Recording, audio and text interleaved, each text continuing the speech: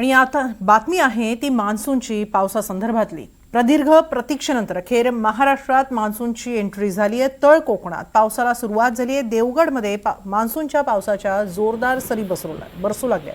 पुढील काही तासात महाराष्ट्रातील आणखी काही भागामध्ये पावसाला सुरुवात होईल असा अंदाजही वर्तवला जातोय। दरम्यान मुंबईसह कोकण मध्य महाराष्ट्रात तीव्र पावसाला सुरुवात होईल असे संकेत हवामान विभागाने दिले।